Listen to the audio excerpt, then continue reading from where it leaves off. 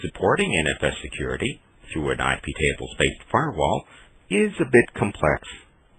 Since NFS does use TCP packets, you can also regulate this service through the TCP wrappers configuration files. Those are the etc/hostallow and hostdeny files, which I've described in other videos. If you have trouble configuring NFS access through a firewall, that's an option.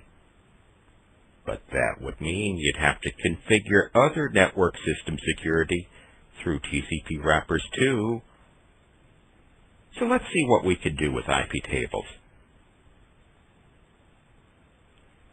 The issue with NFS is that some of the services don't use a standard TCP IP port. They can vary, so you'll need to fix the ports associated with certain services, specifically the TCP and UDP ports for the LOCK-D daemon, as well as the standard ports for the MountD and StatD daemons. The simplest way to do that is with the following directives, which I've defined in my version of the etc/sysconfig/nfs file. You may need to do a bit more.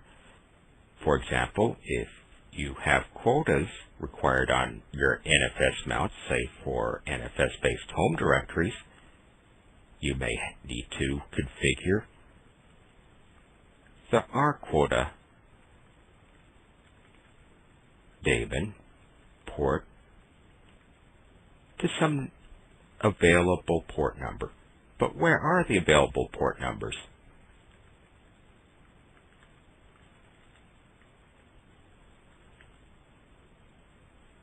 Just about every TCP IP port number is defined in etc/services. And you don't want to fix a port to something that's already being used. Say you fix it to port 22. Communication for NFS would interfere with communication for the secure shell, and that wouldn't be good.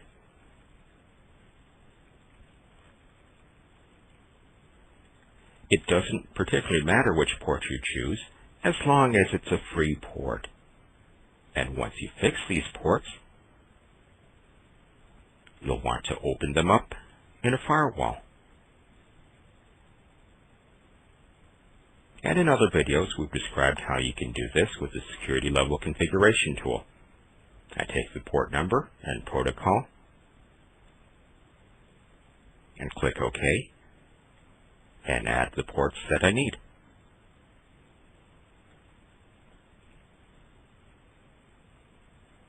Just remember to open both TCP and UDP ports for the port numbers as described.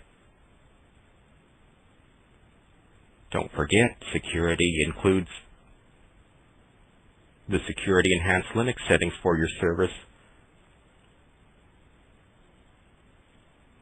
and they're available with the Security Enhanced Linux Management tool.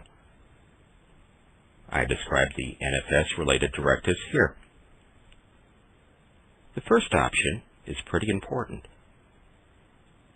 It supports NFS reading of temporary directories.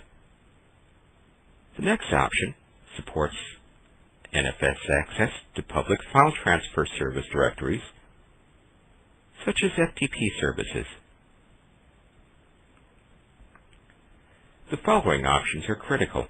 If you want read-only access to an NFS share, this needs to be activated. If you want read-write access to an NFS share, you need to activate this option. You don't want to disable Security Enhanced Linux protection for any NFS-related service unless absolutely necessary. And this last option allows the mounting of home directories from remote NFS services.